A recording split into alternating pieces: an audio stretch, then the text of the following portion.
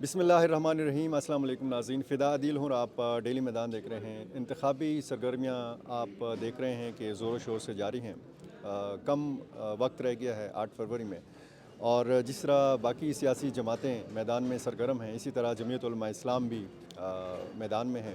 خیبر پختونخوا کے مختلف علاقوں میں جمعیت علماء اسلام کے جو امیدوار ہیں وہ بڑا پرجوش طریقے سے انتخابی مہم چلا رہے ہیں۔ پشاور کے جو امیدوار ہیں، یہاں پہ قومی اسمبلی کا حلقہ ہے NA 29، یہاں سے عرفان اللہ شاہ صاحب امیدوار ہیں، اور صدیق الرحمان پراچا حلقہ PK 82 خیبر پختونخوا اسمبلی کے لیے امیدوار ہیں۔ دونوں سے ہم بات کریں گے۔ شاہ صاحب، آپ یہ فرمائیے کہ آپ جس حلقے سے امیدوار ہیں، یہاں پر امن و امان کی کیا صورتحال ہے؟ کیونکہ مولانا صاحب بار بار یہ کہتے رہے ہیں کہ بلوچستان میں اور خیبر پختونخوا میں حالات ٹھیک نہیں ہیں، تو آپ کو تو کوئی خطرہ نہیں ہے؟ بہت بہت شکریہ عادل بھائی۔ مولانا صاحب نے جو بات کی تھی وہ اوورآل KPK اور بلوچستان کے حوالے سے کی تھی، اور وہ تو آپ لوگوں نے دیکھ بھی لیا، کچھ انسیڈنٹس ہوئی ہیں، لیکن بہرحال ہمارے NA 29 میں حالات قابو ہیں انشاءاللہ، اور فی الحال اللہ خیر کرے آگے بھی، اور میں سمجھتا ہوں کہ انشاءاللہ آگے بھی حالات ٹھیک ہی رہیں گے۔ کچھ واقعات ایسے ہوئے ہیں پچھلے کچھ دنوں میں کہ انتخابی امیدواروں کو نشانہ بنایا جا رہا ہے۔ آپ اپنی حفاظت کا کیسے بندوبست کرتے ہیں؟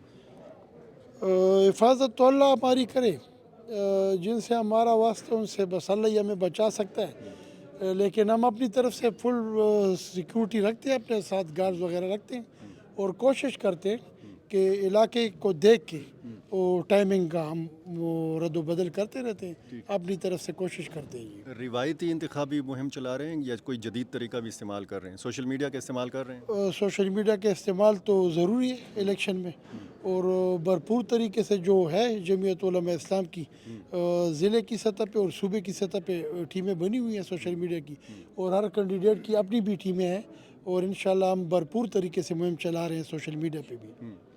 امیدیں کیا ہیں؟ کیونکہ جمعیت علماء اسلام کے حوالے سے کہا جاتا ہے، پہلے یہ کہا جاتا تھا کہ جی کچھ مخصوص ریجنز ہیں یا اضلاع ہیں یا ڈویژنز ہیں کہ وہاں پر جمعیت علماء اسلام کا ووٹ بینک ہے، پشاور ان اضلاع میں شامل نہیں تھا۔ آج کیا صورتحال؟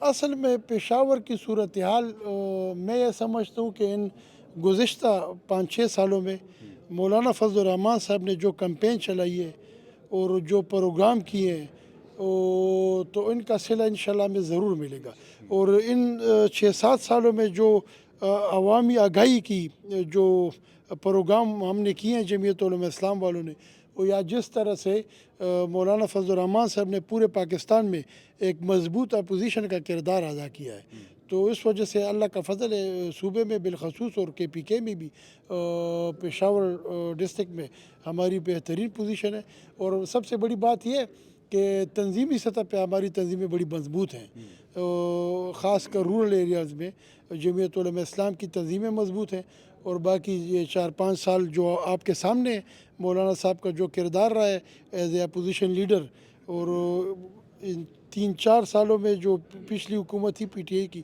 وہ تو بس مولانا ہی مولانا تھے اور مولانا ہی آ رہا تھا، اور کوئی تھا ہی نہیں میدان میں۔ آپ کے انتخابی جلسے کیسے ہوتے ہیں؟ یہاں پہ تو علماء کا کنونشن تھا یا کوئی تقریب تھی، وہ انتخابی جس طرح کا جلسہ ہوتا ہے وہ نہیں تھا۔ آپ کے جلسے میں میوزک نہیں ہوتا، موسیقی نہیں ہوتی، تو کیسے آپ اٹریکٹ کرتے ہیں لوگوں کو، ووٹرز کو؟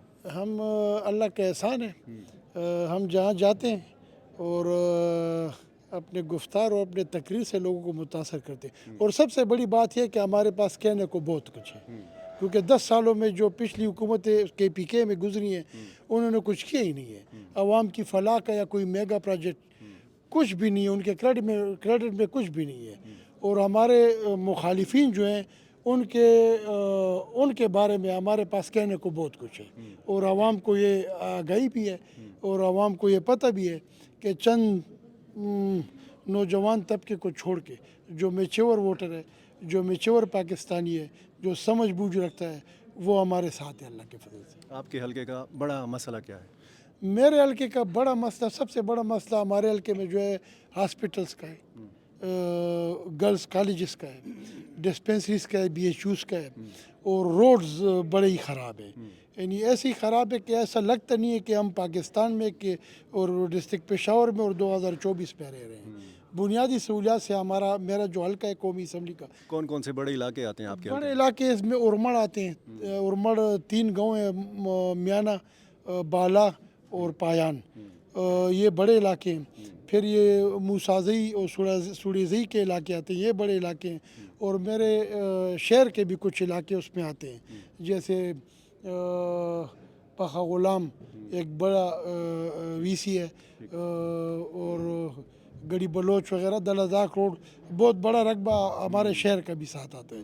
लेकिन वहाँ भी हालात बड़ी ख़राब है तरक्याती कामों के हवाले से। कोई भी मेगा प्रोजेक्ट नहीं हुई, बुनियादी सहूलियात से बिल्कुल ही महरूम इलाका है ये। प्राचा साहब, आपका जो हल्का है सूबाई, ये तो ज़्यादातर मेरा ख्याल है शहरी इलाकों पर मुश्तमिल, कौन कौन से बड़े इलाके हैं और यहाँ पर अमन व अमान की क्या सूरत हाल है? जी बिस्मिल्लाहिर्रहमानिर्रहीम। सबसे पहले तो डेली मैदान को खुसूसी आपका शुक्रिया कि आपने हमारा व्यू लिया। दलजाक रोड पे जो बड़े एरियाज़ हैं 7 यूसीज़ एनसीज़ हैं, जिसमें गुलाबाद वगैरह और कॉरपोरेशन कॉलोनी और गरीबाबाद ये हैं इंक्लूडेड हैं। चरसदा रोड पे किश्वराबाद और मदीना कॉलोनी, इसी तरह दिन बहार और बशीराबाद समदूगढ़ी ये इंक्लूड हैं। और इस तरफ गुलबहार में पांचू गुलबहार मेरे साथ हैं, सिकंदर टाउन उसके साथ एडिशन है।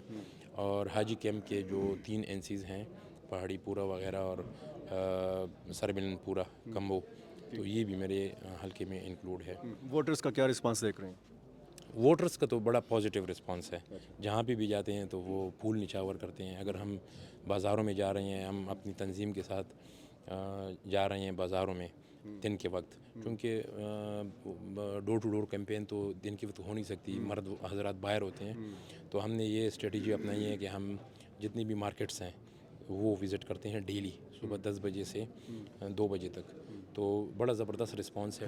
फूल निछावर होते हैं यहाँ पे बाज़ारों में? बिल्कुल जी, बाज़ार दुकानदारों ने पहले से रखे होते हैं आपके लिए? ट्रेडर्स जो हैं उन्होंने हमें वेलकम किया। इसलिए वेलकम किया कि उनको पता था कि जो यहाँ पे 10 साल मुसल्लत थे, उन्होंने इजाफी टैक्सेस, उन्होंने बेजा रेगुलेटरी अथॉरिटीज़ को जो छूट दी हुई है, तो उसकी वजह से ट्रेडर परेशान है, आम छोटा दुकानदार भी परेशान है, और जो बड़ा ताजर है वो भी परेशान है, उसके साथ जो सेलमैन है वो भी परेशान है। तो उनको पता है कि JUI हमेशा ट्रेडर्स को फेवर करती है। और उन्होंने इससे पहले भी टैक्सेस में छूट लाए, आपने देखा है प्रॉपर्टी टैक्स में हम छूट लाए थे। इवन रियल स्टेट पे जो घर पे 5 मरले के घर पे जो टैक्स था अप टू 5 मरला, वो हमने छोड़ा। इन्होंने आज 3 मरले से भी कम पे जो है टैक्स लगा दिया है। तो आवाम खुश है, वो चाहती है कि हमें रिलीफ मिले। और ये इन पिछले 10 नहीं बल्कि 15 सालों की मैं बात करूँगा, क्योंकि ANP का जो दौर था तो वो भी इन्होंने लाटेन के वोट पे वोट लिया था के नाम पे। तो 2008 ही में लोड शेडिंग शुरू हो गई और कौम लाटेन के लिए बैठ गई, और इनने सुर्ख झंडे का लिया था कि सुर्ख झंडा फैलाना चाहिए। तो इस पेशावर में 357 धमाके हुए, इनके दौर में हुए। हर गली जो है वो उन्होंने खून से सुर्ख की, और इजी लोड का कल्चर इन्होंने कौम को दिया।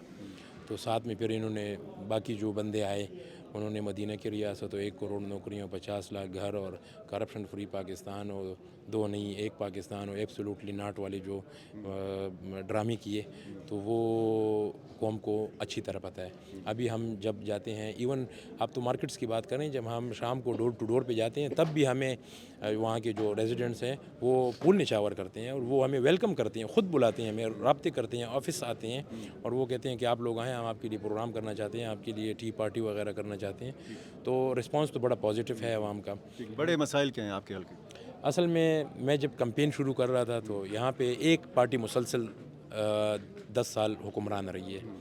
तो मैं जब स्टार्ट कर रहा था तो मैंने कहा कि मेरे साथ मौजू क्या होगा, इसलिए कि 10 साल में तो इन्होंने तरक्याती काम मुकम्मल किए होंगे, तमाम गलियां बनी होंगी, गैस पाइप होगा, पानी के जो रस्टेड पाइप वो चेंज हो गए होंगे, नालियां भी बन चुकी होंगी, और स्कूल और BHUs का मसला भी हल हो गया होगा, जो हेल्थ सेंटर्स हैं वो भी अपने अपने फुल स्विंग में होंगे। लेकिन ऐसे नहीं था। मैं जब गया, गलियाँ टूटी हुई हैं और नाले उबल रहे हैं, और जो हमारे बुज़ुर्ग हज़रात हैं वो मस्जिद तक नहीं जा सकते। اتنا مطلب گن مچا ہوا ہے. اور ابھی جو یہ 2 دن کی بوندا باندی ہوئی تو میرے حلقے میں 28 ٹرانسفارمر جو ہیں ان کے لنک اڑ گئے اور کسی کے کیا ہے کوائل وغیرہ جل گئے بوندا باندی سے. تو انہوں نے پھر یہ فنڈ کہاں پہ یوٹیلائز کیے جب انہوں نے ٹرانسفارمر ٹھیک نہیں کیے, کیبلنگ ٹھیک نہیں کی, سینیٹیشن نہیں کیا. انہوں نے ایون اسکول میں اسٹافنگ آج میرے حلقے میں ابھی بھی اسٹافنگ مکمل نہیں ہے. تو یہ مسائل تو ابھی بھی ہیں, موجود ہیں, لیکن اس سے بڑے مسائل ہیں جیسے صوبے کا معاشی مسئلہ ہے, صوبے کی اقتصادی حالات ہیں, صوبے پہ جو قرضوں کا بوجھ ہے.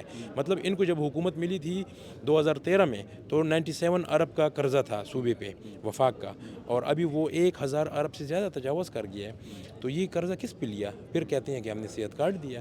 صحت کارڈ کا اگر آپ دیکھیں تو صحت کارڈ جو ہاسپٹل ہیں وہ سارے پی ٹی آئی کے سپورٹر ہیں یا ایم این ایز ہیں یا انہوں نے چندے دیے ہیں کروڑوں روپے کے.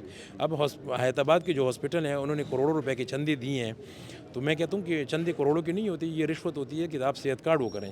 پھر جو صحت کارڈ میں جو دوائیاں ملتی ہیں وہ فیکٹریاں جو ہیں وہ بھی 2 منسٹرز ہیں ان کی ہیں. اس پہ انکوائری ہونی چاہیے کہ صحت کارڈ کے نام پہ تو آپ نے عوام کو یہ لالی پاپ دیا کہ 10 لاکھ روپے آپ کے شناختی کارڈ میں موجود ہیں, لیکن صحت کارڈ کی آڑ میں جو آپ نے کرپشن کی, جو لوٹ مار کیا. ابھی ہم ہاسپٹلس کی طرف جا رہے ہیں.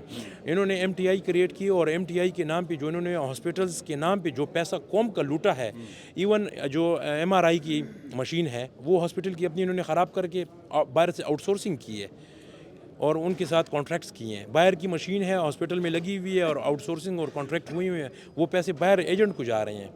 جو لوکل پرچیز کے جو آرڈرز ہیں وہ ایک مخصوص فارمیسی کو مل رہے ہیں پچھلے 7-8 سال سے. تو وہ فارمیسی آپ کو بھی پتہ ہے کس کی ہے, سب کو پتہ ہے. تو یہ چیزیں ہیں جس کو ہم انشاءاللہ کنگالیں گے اور قوم کو ان کے حقوق دلائیں گے انشاءاللہ. آخری سوال, الیکشن شفاف ہوں گے؟ بالکل جیسے پہلے ہوئے ہیں ایسے ہی ہوں گے شفاف. اچھا, پہلے شفاف ہوئے ہیں؟ جی, یہ تو مطلب آپ سب سے پوچھ لیں. 2018 کے الیکشن شفاف ہوئے تھے؟ آپ الیکشن کے بعد جو آپ نے کویسچنز کیے تھے نا, وہی کویسچن ان لوگوں سے دوبارہ کیے, وہ ریکارڈنگ ذرا آپ چیک کر لیں, وہ کہہ رہے ہیں شفاف ہوئے تھے. اچھا جی, تو اس مرتبہ اسی طرح شفاف ہوں گے جس طرح اس سے زیادہ 2018؟ شفاف ہوں گے انشاءاللہ. ہاں انشاءاللہ اس سے زیادہ شفاف ہوں گے. چلیں, یہ بڑا معنی خیز بات براچہ صاحب نے کی ہے. دیکھتے ہیں 8 فروری کو الیکشن کس طریقے سے شفاف ہوتے ہیں. بہت شکریہ.